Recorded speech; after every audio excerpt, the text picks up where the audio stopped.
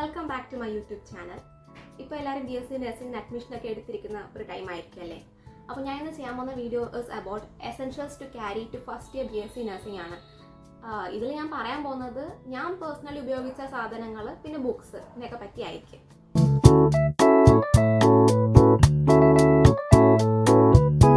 അപ്പോൾ first thing നോക്കിയാലോ. First എന്ന് പറയുന്നത് വൈറ്റ് കോട്ടാണ്. വൈറ്റ് കോട്ട് ഇത് മസ്റ്റായ സാധനമാണ്. അത്യാവശ്യം ക്വാളിറ്റി ഉള്ള ഒരു വൈറ്റ് കോട്ട് തന്നെ നമ്മൾ മേടിക്കണം. ഞങ്ങളുടെ കോളേജിൽ നമുക്ക് വൈറ്റ് കോട്ട് അവിടെ നിന്ന് തന്നെയല്ല, നമ്മൾ പുറത്തുനിന്ന് മേടിക്കുക ചെയ്തത്. അപ്പോൾ അത്യാവശ്യം ഒരു ക്വാളിറ്റി ഉള്ള വൈറ്റ് കോട്ട് തന്നെ മേടിക്കുകയാണെങ്കിൽ നമുക്ക് ഈ 4 വർഷവും ഇതേ വൈറ്റ് കോട്ട് തന്നെ ഉപയോഗിക്കാം. നമ്മൾ സ്കിൽ ലാബിൽ പോകുമ്പോൾ നമുക്ക് വൈറ്റ് കോട്ട് ആവശ്യമാണ്. സ്കിൽ ലാബിൽ വൈറ്റ് കോട്ട് ഇല്ലാതെ നമ്മൾ കയറ്റത്തേ ഇല്ല. പിന്നെ ചില ക്ലാസ്സുകൾക്ക് പോകുമ്പോൾ വൈറ്റ് കോട്ട് വേണ്ടി വരും. ക്ലിനിക്കൽ പോസ്റ്റിങ്ങിന് വൈറ്റ് കോട്ട് ആവശ്യമില്ല, കാരണം നമുക്ക് യൂണിഫോം ഇടുന്നുണ്ട്. യൂണിഫോം സ്ക്രബ് സ്യൂട്ടാണെന്ന് എല്ലാവർക്കും അറിയാമല്ലോ. അപ്പോൾ യൂണിഫോം ഇടുന്നത് കൊണ്ട് അതിൻ്റെ മണ്ടപ്പുറം വൈറ്റ് കോട്ടും കൂടി ഇടാറില്ല, കാരണം എല്ലാം കൂടെ ആകുമ്പോൾ ഭയങ്കര ചൂടായിരിക്കും. അവിടെ നമ്മൾ വൈറ്റ് കോട്ട് ഇടാറില്ല. ഇനി നമുക്ക് ടെക്സ്റ്റ് ബുക്സിനെ പറ്റി സംസാരിക്കാം. അപ്പോൾ ഫസ്റ്റ് ഇയർ എന്ന് വെച്ചാൽ 2 സെമസ്റ്ററായിട്ട് നമുക്ക് കൂട്ടാം. ഇപ്പം ഇയർ ബേസ് അല്ലല്ലോ, ഇപ്പോൾ സെമസ്റ്റർ എക്സാം ആണ് വരുന്നത്. അപ്പോൾ ഫസ്റ്റ് സെം സെക്കൻഡ് സെം. അപ്പോൾ നമുക്ക് ഫസ്റ്റ് ഇയറിനെ 2 സെമ്മായിട്ട് എടുക്കാം. അപ്പോൾ ഫസ്റ്റ് സെമ്മിൽ നമ്മുടെ സബ്ജക്ട്സ് എന്ന് പറയുമ്പോൾ anatomy, physiology, psychology, sociology, nursing foundation, പിന്നെ കമ്മ്യൂണിക്കേറ്റീവ് ഇംഗ്ലീഷ് എന്ന് പറഞ്ഞ ഒരു സബ്ജക്റ്റും കൂടെ ഉണ്ട്. കമ്മ്യൂണിക്കേറ്റീവ് ഇംഗ്ലീഷ് എന്ന് പറഞ്ഞ സബ്ജക്റ്റിന് നമുക്ക് പ്രത്യേകിച്ച് ടെക്സ്റ്റ് ബുക്ക് ഒന്നും ആവശ്യമില്ല, കാരണം അതിന് യൂണിവേഴ്സിറ്റി പരീക്ഷ വരുന്നില്ല. പക്ഷേ ഇന്റേണൽ എക്സാമുകളുണ്ട്. പിന്നെ ഈ മാർക്ക് യൂണിവേഴ്സിറ്റി എക്സാമിന് എടുക്കുകയും ചെയ്യും. പക്ഷേ നമുക്കതിന് ടെക്സ്റ്റ് ബുക്ക് ഒന്നും ആവശ്യമില്ല, കാരണം അതിന് നമ്മൾ പഠിപ്പിക്കാൻ വരുന്ന ഫാക്കൽറ്റീസ് തന്നെ നമുക്ക് നോട്ട് തരും. അത്രയും മതിയാവും. ആ സബ്ജക്റ്റിനെ പറ്റി നമ്മൾ അധികം അങ്ങനെ ബോധേഡ് ആവേണ്ട ആവശ്യമൊന്നുമില്ല. അപ്പോൾ നമുക്ക് അനാട്ടമിയെ പറ്റി സംസാരിക്കാം. അപ്പോൾ അനാട്ടമിക്ക് ഞങ്ങൾ ഉപയോഗിച്ച ടെക്സ്റ്റ് എന്ന് പറയുന്നത് ഈ ബുക്കാണ്. ഈ ബുക്ക് ആശാലത എന്ന് പറയുന്ന ഒരു ഓതറിൻ്റെ ബുക്കാണ്. ഈ ബുക്കിൽ തന്നെ അത്യാവശ്യം എല്ലാ സാധനങ്ങളും ഉണ്ട്. ഞാൻ ബുക്കിൻ്റെ ഫോട്ടോ ഇവിടെ കൊടുക്കാം. അപ്പോൾ ഈ ബുക്കിൽ എല്ലാം ആവശ്യമായിട്ടുണ്ട്. ഇത്രയും മതിയാവും, ഈ ബുക്കിലുള്ളത് മതിയാവും. എൻ്റെ ക്ലാസ്സിലെ ഫ്രണ്ട്സും ഞങ്ങളെല്ലാവരും ഇതേ ബുക്ക് തന്നെയാണ് യൂസ് ചെയ്യുന്നത്. പിന്നെ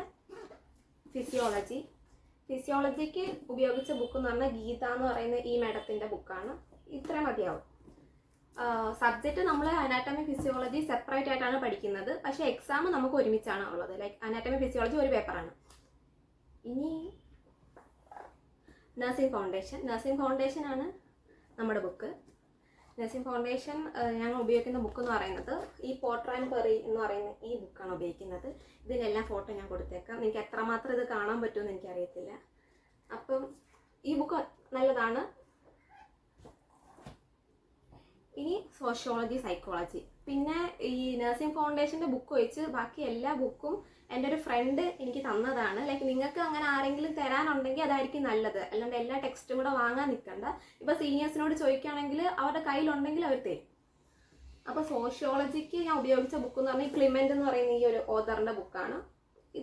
ഇതിലൊക്കെ ഉള്ളത് പഠിച്ചാൽ മതിയാവും. ഇതിൽ ഉള്ളത് പഠിച്ച് പരീക്ഷ എഴുതിയാൽ തന്നെ നല്ല മാർക്ക് കിട്ടും. പിന്നെ സൈക്കോളജിക്ക് ഉപയോഗിച്ചത് ശ്രീവാണി എന്ന് പറയുന്നൊരു ഓതറിൻ്റെ ബുക്കാണ്. ഞാൻ നോക്കട്ടെ അതേ ഓതർ തന്നെയാണോ. അതേ ഒരു ഓതറിൻ്റെ ബുക്ക് തന്നെയാണ് ഇത്. അതിൻ്റെ കോപ്പി എടുത്തതാണ്, കാരണം ബുക്കായിട്ട് വാങ്ങുന്നതിനെക്കാട്ടി നല്ലത് കോപ്പി എടുക്കുന്നതാണ് കേട്ടോ. അപ്പോൾ ഇത്രയൊക്കെ ഉള്ളൂ ഫസ്റ്റ് സെമ്മിൽ നോക്കുകയാണെങ്കിൽ. പിന്നെ ഞാൻ പറഞ്ഞല്ലോ, കമ്മ്യൂണിക്കേറ്റീവ് ഇംഗ്ലീഷ് നമുക്ക് ബുക്ക് വേണ്ട, അത് സാറ് തന്നെ നോട്ട് തരും. അപ്പോൾ അതിനകത്ത് നോക്കി പഠിച്ച് പരീക്ഷ എഴുതിയാൽ തന്നെ നല്ല മാർക്ക് കിട്ടും. ഇനി സെക്കൻഡ് സെമ്മിൽ നമുക്ക് മെയിനായിട്ട് വരുന്ന സബ്ജക്ട്സ് എന്ന് പറയുന്നത് ന്യൂട്രീഷൻ ഉണ്ട്, ബയോ കെമിസ്ട്രി ഉണ്ട്, പിന്നെ നഴ്സിംഗ് ഫൗണ്ടേഷൻ ഉണ്ട്. പിന്നെ നമുക്ക് വരുന്നത് വേറൊരു സബ്ജക്റ്റായിട്ട് വരുന്നത് ഹെൽത്ത് ഇൻഫോർമാറ്റിക്സ് എന്ന് പറഞ്ഞ സബ്ജക്റ്റാണ്. അതെന്ന് പറഞ്ഞാൽ ഇൻഫർമേഷൻ ടെക്നോളജിയിലെ നഴ്സിംഗ് ആപ്ലിക്കേഷനെ പറ്റി പഠിക്കുന്ന ഒരു സബ്ജക്റ്റാണ്. ആ സബ്ജക്റ്റിന് നമുക്ക് യൂണിവേഴ്സിറ്റി എക്സാം ഇല്ല, പക്ഷേ ഇന്റേണൽ എക്സാമുകളും ഉണ്ട്.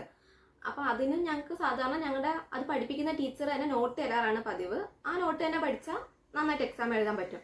അപ്പോൾ ന്യൂട്രീഷനെ പറ്റി സംസാരിക്കാം. ന്യൂട്രീഷനും ഞാൻ ഇതിനൊക്കെ ഒരു ബുക്ക് കോപ്പി എടുത്തതാണ്. ഇത് ദിവ്യ ചൗധരി എന്ന് പറയുന്ന ഒരു ഓതറിൻ്റെ ബുക്കാണ്. ഞങ്ങളുടെ ടീച്ചറും ഇതേ ബുക്ക് തന്നെയാണ് ഫോളോ ചെയ്യുന്നത്. ഇനി ബയോ കെമിസ്ട്രി എന്ന് പറഞ്ഞ സബ്ജക്റ്റ് ഞങ്ങൾക്ക് ആർക്കും ടെക്സ്റ്റ് ഇല്ല, കാരണം ഞങ്ങളുടെ ഫാക്കൽറ്റീസ് PPT PDF ഇതെല്ലാം നമുക്ക് ഷെയർ ചെയ്യും. പിന്നെ ക്ലാസ്സിൽ നമുക്ക് നോട്ട് എഴുതാനുള്ള ടൈമും അവർ തരും. നിങ്ങൾക്കും അങ്ങനെ തരുമായിരിക്കും. അപ്പോൾ അതിന് വേണ്ടി ടെക്സ്റ്റ് ഞങ്ങൾക്ക് ആവശ്യമില്ല. എൻ്റെ കോളേജിൽ ഞങ്ങൾ ആരും അതിന് വേണ്ടി ടെക്സ്റ്റ് ഉപയോഗിക്കുന്നില്ല. പിന്നെ ഞാൻ നേരത്തെ പറഞ്ഞ പോലെ നഴ്സിംഗ് ഫൗണ്ടേഷൻ ഉണ്ടല്ലോ, സെക്കൻഡ് സെമ്മിനും അതേ ടെക്സ്റ്റ് തന്നെയാണ് ഉപയോഗിക്കുന്നത്. കാരണം നമ്മൾ നഴ്സിംഗ് ഫൗണ്ടേഷൻ്റെ യൂണിവേഴ്സിറ്റി എക്സാം എഴുതുന്നത് സെക്കൻഡ് സെമ്മിലാണ് എഴുതുന്നത്. അപ്പോൾ ഫസ്റ്റ് സെമ്മിൽ നമുക്ക് ഇന്റേണൽ എക്സാമുകളുണ്ട്, സെക്കൻഡ് സെമ്മിലാണ് യൂണിവേഴ്സിറ്റി എക്സാം വരുന്നത്. അപ്പോൾ അത്രയും വലിയ ടെക്സ്റ്റ് ഇല്ലേ, ആ ടെക്സ്റ്റാണ് നമ്മൾ 2 സെമ്മിലും നഴ്സിംഗ് ഫൗണ്ടേഷന് പഠിക്കേണ്ടത്. ഇനി നമുക്ക് വേണ്ട ഒരു കാര്യമാണ് സ്റ്റെതസ്കോപ്പ്. ഇത് എന്തായാലും മസ്റ്റാണ്. കാരണം നമ്മൾ ക്ലിനിക്കൽ പോസ്റ്റിങ്ങിന് പോകുമ്പോൾ ഒരു സ്റ്റെത്ത് കയ്യിൽ കാണണം. നമ്മൾ BP എടുക്കുമ്പോൾ നമുക്ക് സ്റ്റെത്ത് വേണ്ടി വരും. പിന്നെ ഫിസിക്കൽ എക്സാമിനേഷനിൽ ലങ് സൗണ്ട്സ് ഓസ്കൾട്ടേറ്റ് ചെയ്യാൻ, ഹാർട്ട് സൗണ്ട് ഓസ്കൾട്ടേറ്റ് ചെയ്യാൻ, ഇതിനൊക്കെ നമുക്ക് ഈ സ്റ്റെത്ത് ആവശ്യമാണ്. അധികം വിലയുള്ളത് വേണ്ട. ഇത് മൈക്രോടോൺ എന്ന് പറയുന്ന ഒരു ബ്രാൻഡിൻ്റെയാണ്. ഇതിന് ഏകദേശം 900 സംതിങ് ആണ്, എനിക്ക് കറക്റ്റ് ഓർമ്മയില്ല. എന്തായാലും ഇത് 1000 എബവ് എന്തായാലും നിങ്ങൾ വാങ്ങേണ്ട ആവശ്യമില്ല. കാരണം നമുക്ക് അങ്ങനെ ആവശ്യം വരുന്നില്ല ഇതിൻ്റെ. അപ്പോൾ എന്തായാലും ഒരു സ്റ്റെത്ത് വേണം. ഇനി നമുക്ക് വേണ്ട ഒരു കാര്യമാണ് തെർമോമീറ്റർ. ഇത് നമ്മൾ ക്ലിനിക്കൽ പോസ്റ്റിങ്ങിന് പോകുമ്പോൾ എന്തായാലും നമ്മുടെ പൗച്ചിൽ ഇത് ഉണ്ടാവണം, ഇല്ലെങ്കിൽ ഭയങ്കര ബുദ്ധിമുട്ടായിരിക്കും. കാരണം നമ്മൾ ഫസ്റ്റ് സെമ്മിൽ ക്ലിനിക്കൽ പോസ്റ്റിങ്ങിൽ നമുക്ക് ആകെ ഉള്ളതെന്ന് പറഞ്ഞാൽ TPR എടുക്കാനും ഹിസ്റ്ററി എടുക്കാനുമാണ്. അപ്പോൾ TPR എടുക്കാൻ, ടെമ്പറേച്ചർ എടുക്കാൻ എന്തായാലും ഒരു തെർമോമീറ്റർ ആവശ്യമാണ്. ഇത് അത്യാവശ്യം നല്ലൊരു തെർമോമീറ്റർ തന്നെ വാങ്ങിക്കുക, കാരണം പെട്ടെന്ന് ചീത്തയായി പോകാതിരിക്കാൻ. ഇത് ഓംബ്രോൺ എന്ന് പറയുന്ന ഒരു ബ്രാൻഡിൻ്റെ തെർമോമീറ്ററാണ്, ഇത് നല്ലതാണ്. ഇനി നിങ്ങളെല്ലാവരും ഒരു ചെറിയ നോട്ട് പാഡ് വാങ്ങി വെക്കുക. കാരണം നോട്ട് പാഡിനെ കൊണ്ട് കുറേ ഉപയോഗങ്ങളുണ്ട് ക്ലിനിക്കൽ പോസ്റ്റിങ്ങിന് പോയാൽ. കാരണം നമ്മൾ പേഷ്യൻറ്റിനോട് കാര്യങ്ങൾ സംസാരിച്ചിട്ട് നമ്മൾ അപ്പം തന്നെ പോയി പേപ്പറിൽ എഴുതുകയല്ല ചെയ്യുന്നത്. നമ്മൾ നോട്ട് പാഡിൽ ഇതെല്ലാം ചെറുതായിട്ട് എഴുതി വെക്കുക. പേഷ്യൻ്റെ ലാബ് വാല്യൂസ് ആണെങ്കിലും അവരുടെ ഡീറ്റെയിൽസ് ആയാലും എല്ലാം നമ്മളിങ്ങനെ ചെറുതായിട്ട് എഴുതി വെക്കാറാണ് പതിവ്. അപ്പോൾ നോട്ട് പാഡ് എന്തായാലും വേണം. അപ്പം നിങ്ങൾ ഇപ്പോഴേ വാങ്ങുന്നവരാണെങ്കിൽ ഇപ്പോഴേ വാങ്ങിക്കോ. പിന്നെ വേണ്ടുന്നത് ഒരു പെൻ ടോർച്ചാണ്. നമുക്കിപ്പം ഐ എക്സാമിനേഷന്, പിന്നെ നമ്മുടെ ഓറൽ ക്യാവിറ്റി ഒക്കെ നോക്കാൻ, പേഷ്യൻ്റ് ഓറൽ ക്യാവിറ്റി ഒക്കെ നോക്കൂലേ, അപ്പോൾ നമുക്ക് എന്തായാലും ഒരു പെൻ ടോർച്ച് ആവശ്യമാണ്. ഫിസിക്കൽ എക്സാമിനേഷന് പെൻ ടോർച്ച് വേണം. അപ്പോൾ ഒരു പെൻ ടോർച്ച്. അടുത്തതായിട്ട് വേണ്ടുന്നത് ഒരു സാനിറ്റൈസർ ആണ്. സാനിറ്റൈസർ, ഈ ജെല്ല് പോലത്തെ സാനിറ്റൈസർ, ചെറിയ സ്പ്രേ ബോട്ടിലൊക്കെ കിട്ടുന്ന സാനിറ്റൈസർ അല്ലേ, അതൊക്കെയാണ് നല്ലത്. ഇത് എപ്പോഴും നമ്മുടെ പോക്കറ്റിൽ ഉണ്ടാവണം. നമ്മൾ ക്ലിനിക്കൽ പോസ്റ്റിങ്ങിന് പോകുമ്പോൾ സാനിറ്റൈസർ മസ്റ്റാണ്. കാരണം നമ്മൾ അവിടെ ഇവിടെയൊക്കെ തൊടുന്നതാണ്. അപ്പോൾ സാനിറ്റൈസർ വേണം. ഹോസ്പിറ്റലിൽ സാനിറ്റൈസർ ഉണ്ട്, അത് എടുത്തുകൂടെന്നല്ല, പക്ഷേ സാനിറ്റൈസർ നമുക്ക് വേണം. കാരണം നമ്മൾ ഒരു ട്രേ സെറ്റ് ചെയ്ത്, ഒരു പ്രൊസീജിയറിന് ഒരു ട്രേ സെറ്റ് ചെയ്തുകൊണ്ട് പോകുമ്പോൾ അതിനകത്ത് സാനിറ്റൈസർ വേണം. കാരണം അത് നമ്മുടെ ടീച്ചേഴ്സ് നോക്കും നമ്മൾ സാനിറ്റൈസർ ആയിട്ടാണോ പോകുന്നതെന്ന്.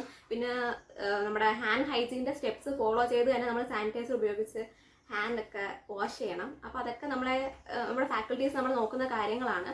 അല്ലെങ്കിൽ നമ്മളെ ക്ലിനിക്കൽ പോസ്റ്റിങ്ങിന് പോകുമ്പോൾ സാനിറ്റൈസർ ഇല്ലാണ്ട് നമ്മളെ അങ്ങോട്ട് കയറ്റും. ഫസ്റ്റ് സെമ്മിന് പോകുമ്പോൾ എന്തായാലും സാനിറ്റൈസറൊക്കെ കൊണ്ടുപോകും. കാരണം നമ്മൾ ആദ്യമായിട്ട് പോകുമ്പോൾ നമ്മൾ എല്ലാ സാധനവും അതേ കണക്കെ കൊണ്ടുപോകും. സെക്കൻഡ് സെമ്മിലാകുമ്പോൾ നമ്മൾ കുറച്ച് ഉഴപ്പാനൊക്കെ തുടങ്ങും.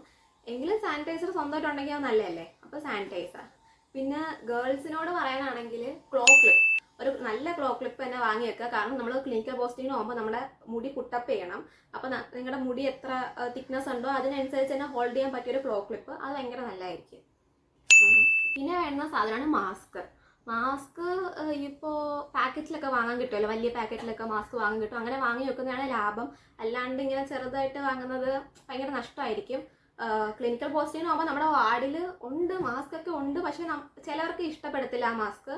അപ്പോൾ നിങ്ങൾക്ക് പേഴ്സണലി കംഫർട്ടബിൾ ആയിട്ടുള്ള വല്ല മാസ്ക് ഉണ്ടെങ്കിൽ അത് പാക്കറ്റായിട്ട് വാങ്ങി വെക്കുക. കാരണം നമ്മൾ ക്ലിനിക്കൽ പോസ്റ്റിൽ ത്രൂ ഔട്ട് നമ്മൾ മാസ്ക് ഇട്ട് വേണം നിൽക്കാൻ.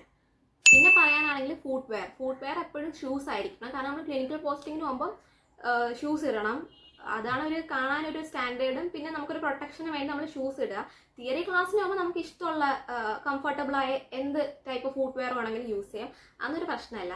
പിന്നെ ഡ്രസ് കോഡിനെ പറ്റി നമ്മൾ സംസാരിക്കുകയാണെങ്കിൽ ക്ലിനിക്കൽ പോസ്റ്റിന് പോകുമ്പോൾ നമുക്ക് യൂണിഫോം ഉണ്ട്. ആ യൂണിഫോം നമ്മൾ പോസ്റ്റിങ്ങിന് മുമ്പ് ഇടുക.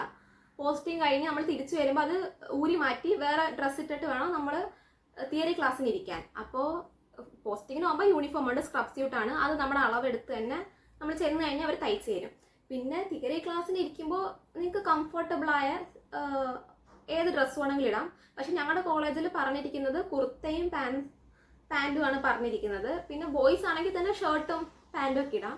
ഞങ്ങളുടെ കോളേജിൽ അങ്ങനെ ഡ്രസ് കോഡ് വലിയ സ്ട്രിക്റ്റ് അല്ല, ഞങ്ങളെല്ലാവരും കുർത്ത തന്നെ ഇടുന്നത്. അപ്പോൾ ചില കോളേജിലൊക്കെ ഭയങ്കര സ്ട്രിക്റ്റ് ആയിട്ട് പറയാറുണ്ട്, ലൈക്ക് ഇത് തന്നെ ഇടണമെന്നൊക്കെ പറയാറുണ്ട്. അപ്പോൾ നിങ്ങളുടെ കോളേജിൽ എന്തായാലും നമ്മൾ കയറി ചെല്ലുമ്പോൾ നമുക്കൊരു ഓറിയൻറ്റേഷൻ തരും. അപ്പോൾ നമ്മുടെ ഡ്രസ് കോഡിനെ പറ്റിയൊക്കെ അവർ നന്നായിട്ട് നമുക്ക് പറഞ്ഞു തരുന്നതായിരിക്കും. ഇത്രയൊക്കെ എനിക്ക് പറയാനുള്ളൂ. ബാക്കി സാധനങ്ങളൊക്കെ നമ്മൾ വാങ്ങുമല്ലോ അല്ലെങ്കിലും കോളേജിൽ കയറുമ്പോൾ, ബാഗ്, കുപ്പി, നോട്ട്ബുക്ക്.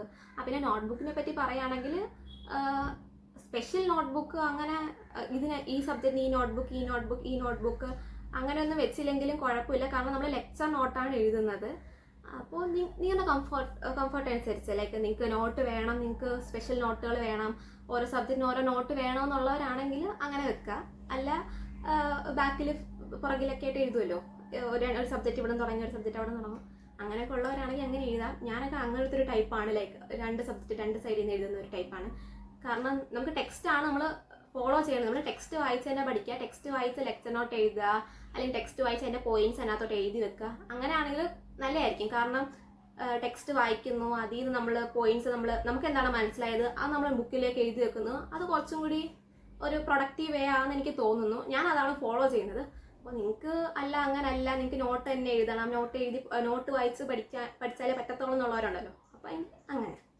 അപ്പം ഐ ഹോപ്പ് ഈ വീഡിയോ നിങ്ങൾക്ക് യൂസ്ഫുൾ ആണെന്ന് എനിക്ക് തോന്നുന്നു. അപ്പം if you like my video please subscribe my channel. അപ്പോൾ ബൈ ബൈ.